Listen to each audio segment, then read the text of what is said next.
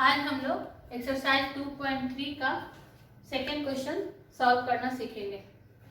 इस क्वेश्चन में 2 पॉलिनोमियल्स दिए हुए हैं और यहाँ पे हमें ये वेरीफाई करके बताना है कि फर्स्ट पॉलिनोमियल सेकेंड पॉलिनोमियल का फैक्टर है या नहीं। यहाँ पे हम सेकेंड पॉलिनोमियल को फर्स्ट पॉलिनोमियल से डिवाइड करेंगे। अगर हमारा रिमाइंडर 0 आता है तो उससे ये प्रूफ हो जाता है कि फर्स्ट पॉलिनोमियल सेकेंड पॉलिनोमियल का ही फैक्टर है, और अगर रिमाइंडर 0 नहीं आता है तो ये उसका फैक्टर नहीं है। तो हम अब डिवाइड करके देखेंगे।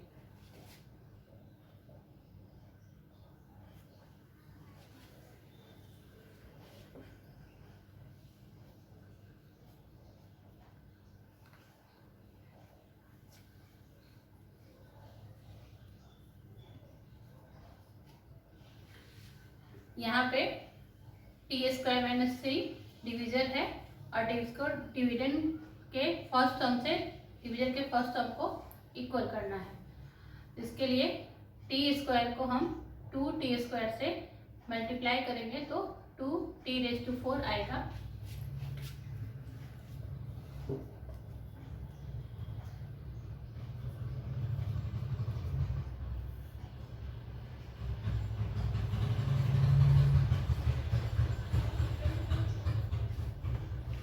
अब 2t⁴ को 2t⁴ के सामने और -6t² को इसके लाइक टर्म -2t² के सामने लिखेंगे।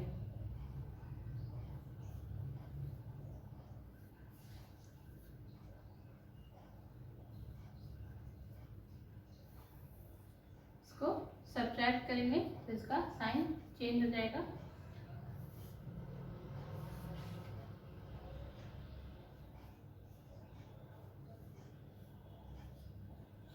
अब हम +3t³ को नीचे ले लेंगे।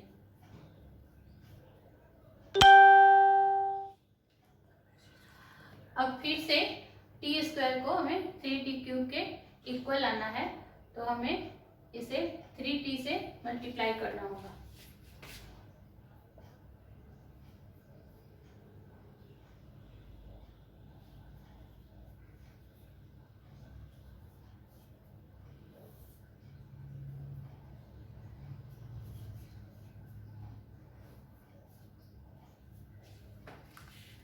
t³ को 3t³ के सामने लिखेंगे।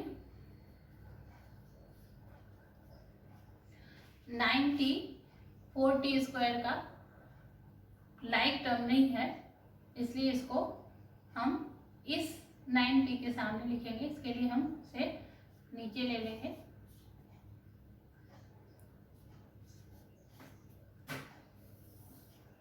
जब सब्ट्रैक्ट करेंगे तो इन दोनों का साइन चेंज हो जाएगा और ये दोनों ही कैंसिल हो जाता है।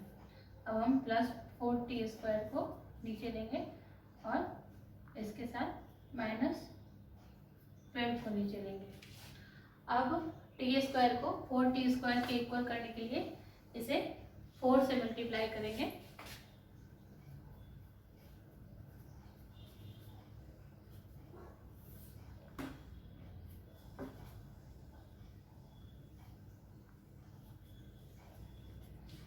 t² को 4t² के सामने रखेंगे और -12 को -12 के सामने, और इसे सब्ट्रैक्ट करेंगे। साइन चेंज हो जाएगा और फिर दोनों टर्म कैंसिल होके रिमाइंडर 0 हो जाता है। इसका मतलब t² 3 is a factor of 2⁴ plus 3t³ minus 2t² minus 9t minus 12.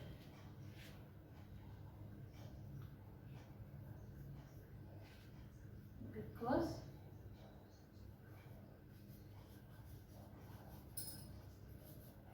remainder is 0.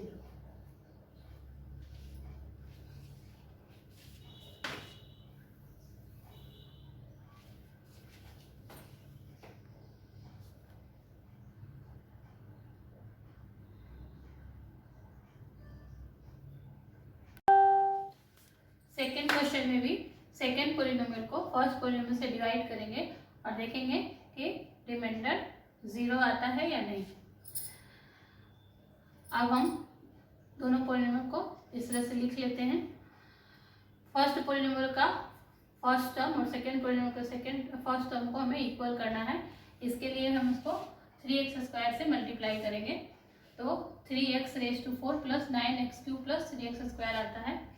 3x⁴ को 3x⁴ के सामने लिखेंगे, 9x³ को उसके लाइक टर्म के सामने और 3x² को उसके लाइक टर्म के सामने लिखेंगे। सब्ट्रैक्शन करने के बाद 4x³ माइनस 10x² आता है। फिर हम 2x प्लस 2 को नीचे ले लेंगे और फिर से डिवीजन के फर्स्ट टर्म को 4x³ के इक्वल लाना है, इसलिए हम उसको 4x से मल्टीप्लाई करते हैं तो -4x³ से मल्टीप्लाई करेंगे तो -4x³ minus 12x² minus 4x आता है। सभी के लाइक टर्म को उसके सामने सामने हम लिखेंगे तो यहाँ पे -4x³ कैंसिल हो जाता है और सब्ट्रैक्शन करने के बाद 2x² प्लस 6x प्लस 2 आता है। और फिर से डिवीजन को 2x² के इक्वल लाना है तो हमें x² को 2 से मल्टीप्लाई करना है। बाकी सारे टर्म को भी 2 से मल्टीप्लाई करते हैं तो यहाँ पे 2x² प्लस 6x प्लस 2 आता है, जो कि इस पोलिनोमियल के साथ सभी टर्म इक्वल हो रहे हैं तो सब्ट्रैक्ट करने पे यहाँ पे 0 आएगा। इस तरह से जब हम इस क्वेश्चन के सेकेंड पोलिनोमियल को फर्स्ट पोलिनोमियल से डिवाइड करते हैं तो रिमाइंडर 0 आता है। इससे ये प्रूफ हो जाता है कि फर्स्ट पोलिनोमियल सेकेंड पोलिनोमियल का फैक्टर है।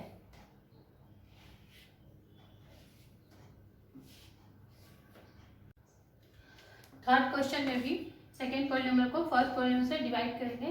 यहाँ पे सेकेंड पोलिनोमियल का फर्स्ट टर्म x⁵ और फर्स्ट का x³ है। x³ को x5 के इक्वल करने के लिए उसे हम x² से मल्टीप्लाई करेंगे तो x⁵ minus 3x³ plus x² आता है। लाइक टर्म को लाइक टर्म के सामने लिख लेंगे, x⁵ कैंसिल हो जाएगा और बाकी को सब्ट्रैक्ट करेंगे तो x-x³ प्लस 3x प्लस 1 आता है। अब हम देख रहे हैं कि यहाँ पे जो भी टर्म्स आए हैं और ये सारे टर्म्स हैं सभी आपस में इक्वल हैं, लेकिन साइन सबका डिफरेंट है। यहाँ पे x³ है, यहाँ पे -x³ है, यहाँ पे -3x है, यहाँ पे +3x है, यहाँ +1 है, यहाँ पे +1 है। अब इसको फर्स्ट टर्म के इक्वल करने के लिए इसे -1 से मल्टीप्लाई करेंगे। यहाँ पे हम -1 से इसको मल्टीप्लाई करते हैं और देखते हैं अब ये -x³ प्लस 3x -1 आता है। लाइक टर्म को लाइक टर्म के सामने लिखते हैं तो इसके दो टर्म आपस में एक दूसरे को कैंसिल कर देते हैं, लेकिन थर्ड टर्म में +1 और +1 है तो दोनों का एडिशन करते हैं तो 2 आता है। इट मीन्स इसका रिमाइंडर 2 आता है, इसलिए x³ minus 3x plus 1 is not a factor of x⁵ minus 4x³ plus x² plus 3x plus 1।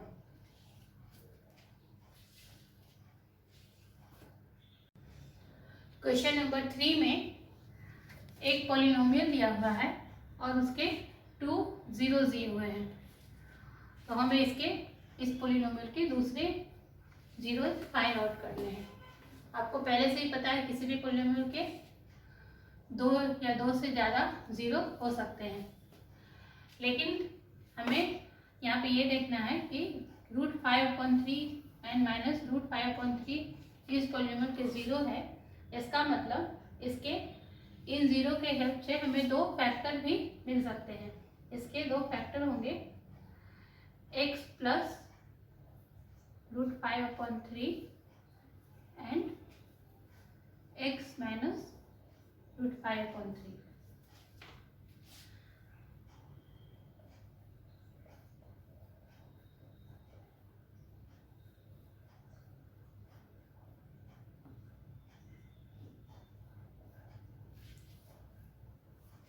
अब इन दोनों फैक्टर को हम मल्टीप्लाई कर दें तो जो भी मल्टीप्लाई करने के बाद पॉलिनोमियल फाइंड होगा वो भी इस पॉलिनोमियल का फैक्टर ही होगा।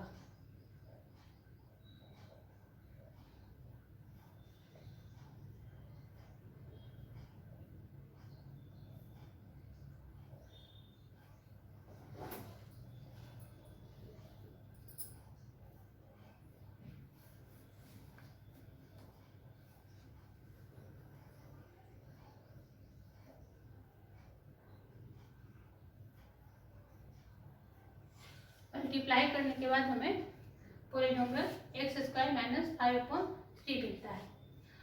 अब इस फैक्टर से हम इस पॉलिनोमियल को डिवाइड करेंगे तो कोई दूसरा फैक्टर हमें मिलेगा अगर रिमाइंडर 0 आता है तो।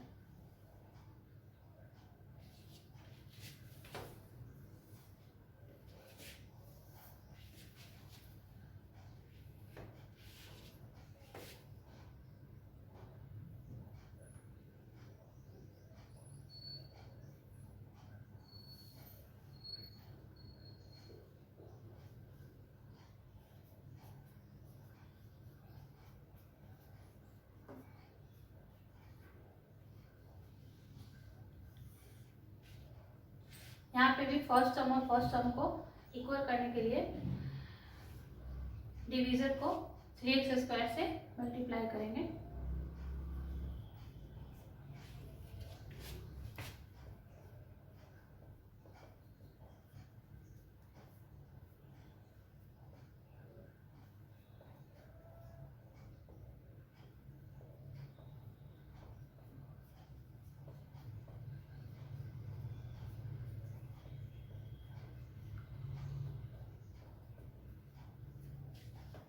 यहाँ पे 3x square minus 5x square 3x⁴ minus 5x square आ रहा है।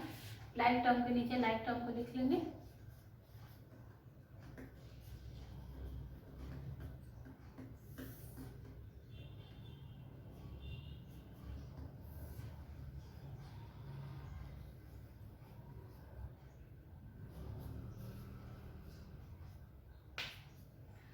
सब्ट्रैक्ट करने के बाद प्लस 3x स्क्वायर आता है।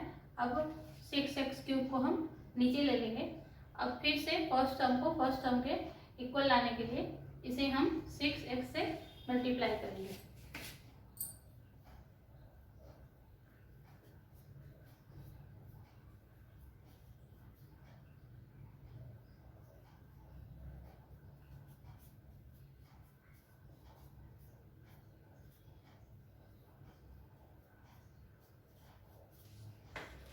अब लाइक टर्म को लाइक टर्म के सामने लिखेंगे।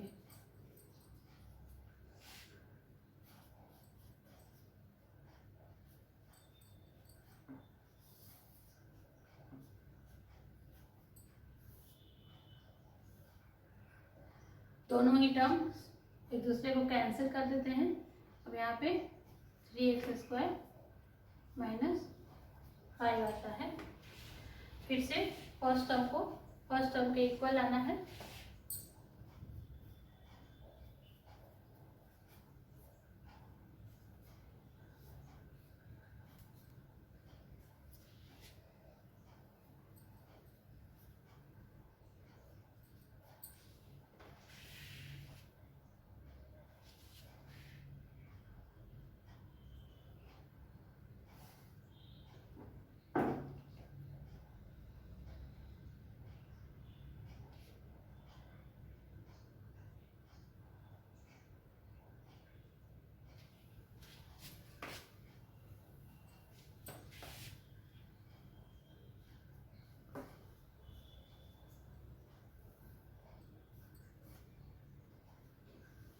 यहाँ पे रिमाइंडर 0 आ गया। It means 3x square plus 6x plus 3 इस पॉलिनोमियल का फैक्टर है। Therefore x square minus 5/3 multiply 3x square plus 6x plus 3 is equal to 3x⁴ plus 6x³ minus 2x square minus 10x minus 5। अब हम इस polynomial को factorise करेंगे तो इसके हेल्प से हमें इस पॉलिनोमियल के दूसरे 0 फाइंड होंगे।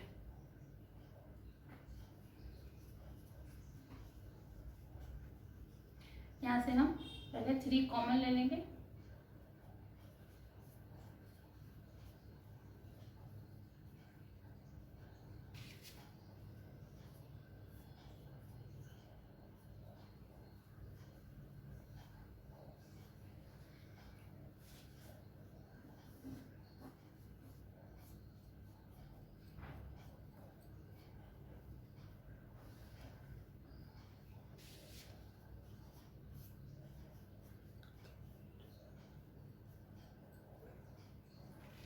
तो इस पॉलिनोमियल का दूसरा रो 0 -1 और -1 होगा, और जो क्वेश्चन में दिए गए थे वो √5/3 एंड -√5/3। इस तरह से हमें इस पॉलिनोमियल के सभी 0 फाइंड हो गए।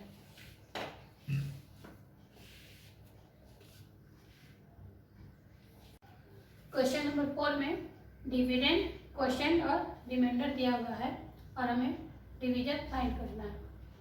According to division algorithm, dividend equal to division multiply question plus reminder. So division equal to dividend minus reminder divided by question. तो सबसे पहले हम डिविडेंड में से रिमाइंडर को माइनस कर देंगे।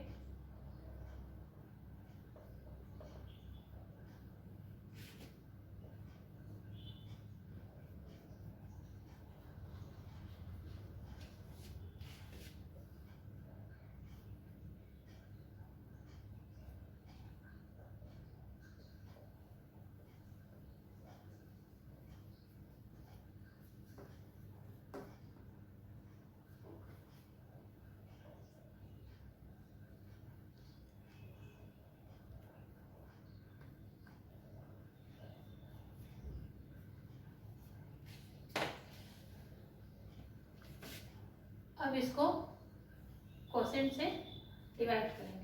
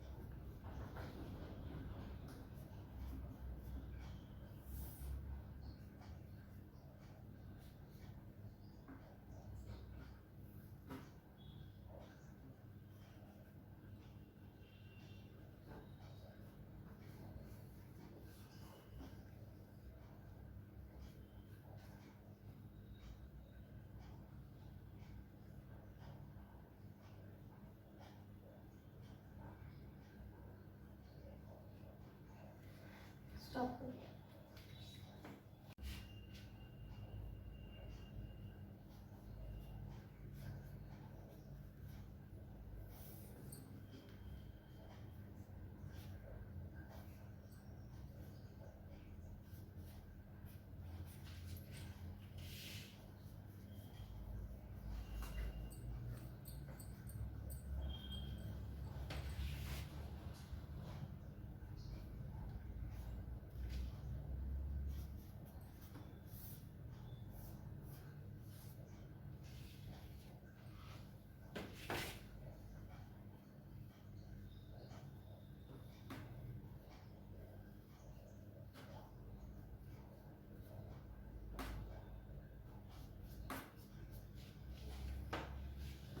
इस तरह से हम x³ - 3x² + 3x - 2 को x - 2 से डिवाइड करते हैं तो x² - x + 1 आता है, और वही हमारा डिवीजन होगा।